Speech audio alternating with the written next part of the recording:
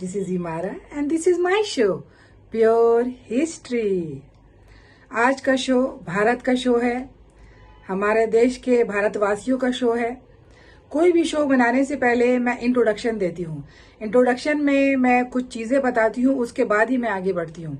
आज मैं बात करने जा रही हूँ कि हिंदू क्या है। Hindu is not a religion, ये कोई धर्म नहीं है। Hindu is a way of life. Hindu is not a religion, this is a way of life. मैं क्यों बात कर रही हूँ? क्योंकि हिंदू जो है इसमें दो तरह के लोग होते हैं और दो तरह की चीजें होती हैं। एक निर्गुण ईश्वरवाद और एक शगुन ईश्वरवाद। इसमें क्या होता है, जो शगुन ईश्वरवाद होता है उसमें जो लोग होते हैं वो ईश्वर को साक्षात देखते हैं, यानी उनकी मूर्ति, प्रतिमा, पिक्चर, चीजें बनाते हैं और उनको साक्षात उनकी कल्पना करके, यानी वो कैसे दिखते हैं उनकी कल्पना करके बनाते हैं और वो उनकी पूजा करते हैं। इसे शगुन ईश्वरवाद कहा जाता है। और इसी के अपोजिट जो है दोनों ही हिंदू धर्म होता है। और जो निर्गुण होते हैं इसमें वो कोई भी प्रतिमा, स्टैचू या पिक्चर्स वो नहीं लेते हैं, वो सिर्फ बिना देखे ही उनकी पूजा करते हैं। उनको निर्गुण ईश्वरवाद कहा जाता है। तो ऐसे महान महान कवि गुजरे हैं निर्गुण और शगुन के, जिनका मैं कुछ नाम लेना चाहूंगी। जैसे कि शगुन में जो शगुन ईश्वरवाद था, जो शगुन भक्ति थी, ये एक अलग विषय है पर ये बताना जरूरी है। इनके सबसे पहले थे सूरदास, तुलसीदास, मीराबाई, रामानुजाचार्य और निर्गुण में आप कह सकते हैं जैसे कबीरदास, गुरु नानक जी, उसके अलावा रैदास और दादू दया। गौतम बुद्ध के समय क्या होता था? गौतम बुद्ध के समय, जब गौतम बुद्ध थे वो तो नास्तिक थे, पूरी दुनिया जानती है वो नास्तिक थे। तो उस समय कोई धर्म नहीं था, किसी भी धर्म की स्थापना नहीं हुई थी। उस जमाने में सिर्फ गुरु और शिष्य परंपरा हुआ करती थी, यानी गुरु होते थे और उनके शिष्य होते थे। और उस जमाने में सिर्फ धर्म होता था, धर्म नहीं होता था। धर्म यानी लॉ, धर्म यानी रिलीजन, दोनों में फर्क है। तो इस तरीके से वो वे ऑफ लाइफ होता था, वो धर्म होता था, यानी कि एक लॉ था वो जो गौतम बुद्ध ने चालू किया था। लेकिन जब गौतम बुद्ध की मृत्यु हो जाती है तो उनके जो मानने वाले हैं सब लोगों ने अलग अलग ढंग से उनको पेश करने लगे उनकी मृत्यु होने के बाद। कहने का मतलब ये है, जब उनकी मृत्यु हो जाती है तो बौद्ध धर्म जो है, यानी वो धम्म के बदले धर्म बन जाता है। और उसके बाद वो बहुत सारे विभाग में, यानी चीजों में वो बढ़ जाता है। जैसे सबसे पहले हीनयान था, हीनयान से बना महानयान, यानी हीनयान, महानयान, उसके बाद वज्रयान। इसके अलावा काफी इसमें बढ़ते गए, लोग अलग अलग होते गए और बौद्ध धर्म जो है वो विभाजित होता गया। सबसे पहला हीनयान था। तो ये इसलिए मैं बता रही हूं कि जो वज्रयानी है, यानी टोटल जो है आगे चल के 41 भागों में बौद्ध धर्म बढ़ गया। कितनी चीजें हो गई इनके अंदर, यानी सबके अपने अलग अलग ओपिनियन हो गए। कोई उनको भगवान मानने लगे, कोई उनको गुरु मानने लगे, किन्होंने उनकी पिक्चर बनाई, किसी ने उन्हें पिक्चर नहीं बनाई। कहने का मतलब ये है कि गौतम बुद्ध का जो चीज मैं बता रही हूं, क्योंकि जैसे आप मुस्लिम में देख सकते हैं कि 72 फिरके में बढ़ गए, कोई शिया, कोई सुन्नी, कोई देलवी, कोई वहाबी, ऐसे बहुत सारी चीजें हैं। जबकि इस्लाम से इसका कोई लेना देना नहीं है, मुस्लिम से इसका कोई लेना देना नहीं है, पर इन भागों में बांट दिया गया। उसी तरीके से बौद्ध धर्म भी बढ़ चुका था। उसके बाद क्या होता है, जब गौतम बुद्ध जिंदा थे तभी जो सनातन जो वर्ड है, सबसे पहले गौतम बुद्ध ने ही इस शब्द का प्रयोग किया था। और इसकी सारी किताबों में उनके बारे में ये लिखा हुआ है, आप जाके उनकी किताबें पढ़ सकते हैं, जिसमें उन्होंने सबसे पहली बार सनातन धर्मों का, यानी उनके बारे में उन्होंने इस वर्ड का इस्तेमाल किया था। जब आगे आगे बढ़ने लगा उनकी मृत्यु के बाद, तो जो वज्रयानी थे बौद्धिस्ट, वो सनातनी बन गए, जिसको आप सनातन बोलते हैं। जो वज्रयानी थे वो मूर्ति पूजक थे, वो मूर्ति पूजा किया करते थे और इस तरीके से वो वज्रयानी जो है सनातनी बन गए। ये सब बातें मैं क्यों बता रही हूँ, क्योंकि बहुत जरूरी है। मैं आज बात करने जा रही हूँ हिंदू राजा के बारे में, जो भारत का यानी हिंदू राजा। तो हिंदू जो है, सबसे पहले इतिहासकार जो है एक मत नहीं है। कोई कहते हैं कि पृथ्वीराज चौहान हमारे देश के आखिरी हिंदू राजा थे और कोई कहते हैं कि हेमू यानी हेमचंद्र विक्रमादित्य हमारा देश के आखिरी हिंदू राजा थे। तो इतिहासकार ही एक मत नहीं है, तो इसमें मैं क्या कर सकती हूँ। उसके अलावा मैं आज, जैसे कि पृथ्वीराज चौहान को मोहम्मद गौरी ने मारा था तराइन के युद्ध में, आज मैं बात करूंगी हेमू के बारे में। हेमू यानी हेमचंद। तो पिछले वीडियो में आपने देखा था तो किस ढंग से मैंने शेर शाह सूरी और सूरवंश का इतिहास पढ़ाया था, खानदान के बारे में बताया था मैंने। तो उसी में जो आदिल शाह था यानी सूरवंश का शेर शाह सूरी का बेटा जो आखिरी बादशाह था, उन्हीं के साथ ये हेमू थे। यानी ये एक बनिया परिवार के थे, ना क्षत्रिय थे और ना ये राजपूत थे।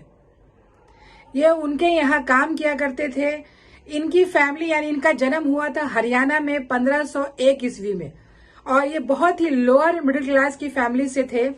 वहां से ये निकल कर आए। इनकी फैमिली जो है नमक का बिजनेस यानी बनिया किराने की दुकान हुआ करती थी। वहां से ये आए। आदिल शाह बहुत खुश हुआ। सबसे पहले उनको अपना डाक विभाग का इंचार्ज बनाया, फिर सेनापति बनाया। उसके बाद वो इतना खुश हुआ उनके काम से कि उसे अपना प्रधानमंत्री बना लिया, यानी हेमू हेमचंद को वो प्रधानमंत्री बन गए। अब बात आती है कि जब पानीपत की पहली लड़ाई हुई थी बाबर और इब्राहिम लोदी के साथ, फिर बाबर आके यहाँ का बादशाह बन गया। बहुत जल्दी उसकी मृत्यु हो गई। फिर हुमायूं बना। हुमायूं को शेर शाह सूरी ने भगा फेंका, खदेड़ दिया बाहर।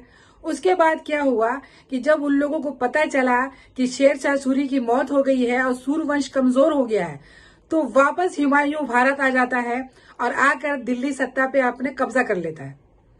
फिर हुमायूं की मौत हो जाती है। तो जब पता चलता है कि दिल्ली सल्तनत पे वापस जो है मुगल का कब्जा हो गया है, तो आदिल शाह जो है हेमू को अपना प्रधानमंत्री नियुक्त करके दिल्ली की तरफ भेजते हैं। हेमू जो है यानी हेमचंद जो है महाराजा, ये बहुत बहादुर थे, बहुत बहादुर। इन्हें नेपोलियन बोनापार्ट भी कहा जाता है, बहुत ज्यादा एक्टिव। एंड इन्हें समुद्रगुप्त भी से तुलना की जाती है। ये इतना ज्यादा बहादुर थे और अच्छा काम कर रहे थे। तो इन्हें जो है भेजा जाता है लड़ने के लिए। टोटल इन्होंने 22 लड़ाइयां लड़ी और सारी लड़ाइयां जीते, पर इतिहासकारों ने कभी भी इनको मेंशन नहीं किया। आगे जब ये जाते हैं और हरियाणा और दिल्ली पहुंचते हैं उस तरफ, तो टाडी खान जो है मुगल का गवर्नर था, उनसे इनकी लड़ाई होती है और वो क्या करते हैं, टाडी खान को वहां से मार के भगा देते हैं और दिल्ली सल्तनत पे हेमू ने अब कब्जा कर लिया और उन्होंने हिंदू सल्तनत, हिंदू शासक की स्थापना कर दी और वहां से मुगल को खदेड़ दिया। तो उसके बाद वो उन्होंने खुद को एक राजा घोषित कर दिया। पहले तो वो प्रधानमंत्री थे सूरवंश के, पर उन्होंने खुद को राजा घोषित कर दिया और दिल्ली सल्तनत की गद्दी पे वो खुद जाकर बैठ गए। सिक्के चलवाए, अपने हाथी के ऊपर छतरी लगवाई और बहुत सारे ऐसे काम किए। तो जब ये खबर अकबर की तरफ पहुंची, उस वक्त अकबर की उम्र सिर्फ 13 साल की थी और मेन काम जो है उनके साथ वो कर रहे थे वो बैरम खान था। बैरम खान और खान जमान, ये दो थे, ये लोग काम कर रहे थे और अकबर सिर्फ मुगल वंश का एक वारिस था जिसको वहां रखा जा रहा था, क्योंकि वो 13 साल का था, वो बच्चा था बिल्कुल। फिर क्या होता है, जब बैरम खान के पास ये चीज पहुंचती है कि वो हेमू जो है दिल्ली का बादशाह बन गया और मुगल वंश को वापस हटा दिया, तो क्या होता है कि फिर पानीपत की दूसरी लड़ाई होती है 1556 में। 1556 में पानीपत में दिल्ली और हरियाणा के बीच में वो जगह है, वहां पे लड़ाई होती है, जिसमें जो है हेमू जो है यानी विक्रमादित्य, उन्होंने अपना नाम रखा और राजा बन चुके थे और इस तरफ से बैरम खान और लोग उनके लड़ाई कर रहे थे। तो क्या होता है कि वो इतने बहादुर थे, पर कभी कभी बहादुरी काम नहीं आता है, इंसानों को दिमाग से भी काम लेना पड़ता है। वो हमेशा जितनी भी लड़ाइयां लड़ी और वो जीते, और वो कभी भी कोई कवच नहीं पहनते थे और अब जैसे पहले जो लड़ाइयां होती थी, लोग भारी भारी लोहे का कवच पहनते थे अपनी सुरक्षा के लिए, पर वो कवच नहीं पहनते थे और हाथी पे बैठते थे, घुड़सवारी नहीं करते थे। वो उनके हाथी का नाम हवाई था। तो जब पानीपत की दूसरी लड़ाई हो रही थी तो इस तरफ से मुगल सेना और इस तरफ से हेमचंद विक्रमादित्य थे। बहुत भयानक लड़ाई लड़ी और बहुत दोनों तरफ से लड़ाइयां चल रही थी। इतने बहादुर थे, ये लड़ रहे थे, पर अचानक बदकिस्मती ने यानी किस्मत ने साथ नहीं दिया और एक तीर, क्योंकि ये लोग के पास हाथी बहुत होता था और ये जो सेना थी मुगलों की, इनके पास तीरंदाज ये घोड़े में बहुत माहिर होते थे। ये चारों तरफ से घूम घूम के हाथियों पे वार करते थे। उसके बाद एक तीर जो है जाके हेमचंद के आंखों में, आंख के सॉकेट में लग जाता है और जिसकी वजह से उनकी आंखें एकदम घायल हो जाती हैं। वो खुद तब भी बहुत ही बहादुरी से लड़ रहे थे और खुद अपनी आंखों से, आंख के सॉकेट से वो तीर बाहर निकालते हैं और बाहर निकालने के बाद आंखों पे पट्टी बांधते हैं और वापस लड़ाई लड़ने लगते हैं। वो इतने बहादुर थे। पर क्या होता है कि अचानक वो बेहोश होकर के गिर जाते हैं और हाथी के महावत जो होती है उसके ऊपर वो गिरे रहते हैं, जो सीट होता है। तो बात ये होती थी उस जमाने में कि जब तक राजा जिंदा होता है और तब तक सेना लड़ती है, लेकिन लोगों को लगा कि उसका राजा मर चुका है और सारी सेना जो है हथियार डाल दिया, जबकि वो जिंदा थे और वो हाथी के ऊपर गिरे हुए थे। लेकिन जब अकबर जंग की मैदान में पहुंचा तब तक यहाँ उसका नसीब था, उसके भाग्य, वो बिना लड़े ही सब जंग जीत चुके थे। क्योंकि उन लोगों को लगा कि बादशाह जो है, राजा हेमचंद मर चुके हैं, वो हाथी में थे और एक बिना महावत के एक हाथी घूम रहा था। लोगों को शक हुआ कि ये क्या है, तो उनको पकड़ा गया। बैरम खान ने बुलाया और हाथी को पकड़वा के लाया गया। उनको उतारा गया तो मालूम पड़ा ये हेमचंद ही है। फिर उनको जंजीरों में बांध दिया गया और अकबर के सामने पेश किया गया। तो अकबर तो बच्चा था, वो घबरा गया और बैरम खान ने कहा कि इसको मार दो, जान से मार दो, पर अकबर नहीं मार सका क्योंकि वो घबरा गया, वो बच्चा था। आखिर बैरम खान ने उनका धड़ कलम कर दिया और जान से मार दिया उनको। और मारने के बाद यानी कि जो आखिरी हिंदू राजा थे उनको खत्म कर दिया जाता है और वापस मुगल वंश आ जाता है और अकबर बादशाह बन जाता है। ये देखो नसीब, ये नसीब की बात है कि किस ढंग से एक जमीनी स्तर से उठा हुआ इंसान अपने आप को इतना आगे बढ़ाता है, इतना माहिर, इतना बहादुर। लेकिन ज्यादातर इतिहासकारों ने क्या किया है कि आप देखोगे कि सिर्फ दिल्ली सल्तनत पे ज्यादातर सिर्फ मुगलों की स्टोरी बताई गई है। इतने बहादुर राजा हेमचंद को कभी भी इतिहासकारों ने, जिसको बोलते हैं अनफॉरगेटन किंग, कर दिया इनको और इनको सामने पेश नहीं किया। जबकि अकबर ने कुछ भी नहीं किया था, वो बिना कुछ किए इतना बड़ा बादशाह बन गया। और जबकि इन्होंने 22 लड़ाइयां लड़ी और लड़ाई लड़ने के बाद ये जीते थे। तो इतिहासकारों ने इनको हमेशा पीछे रखा और कभी आगे नहीं किया। बहुत सारे इतिहासकारों ने उनके बारे में लिखा कि वो, जैसे आरसी मजूमदार ने लिखा कि किस ढंग से एक गरीब परिवार के आ करके एक इतने बड़े बादशाह बने। वो बहुत सारे इतिहासकार थे। के मजूमदार की बुक है आपकी, के मजूमदार की Hemu Napoleon of medieval India. उसके अलावा बहुत सारी किताबें हैं जिसके अंदर ये बताया गया है कि एक जमीनी स्तर से उठा हुआ इंसान आता है और मुगलों की इतनी भारी सेना के साथ वो अकेले लड़ाई लड़ता है। लड़ने के बाद हिंदू सत्ता स्थापित करता है। और एक चीज ये थी कि वो भी धर्मनिरपेक्ष थे। वो हिंदू मुसलमान ऐसा नहीं थे। उनके साथ कितनी मुस्लिम जो है उनके साथ लड़ रहे थे, बहुत ही धर्मनिरपेक्ष थे कह सकते हैं।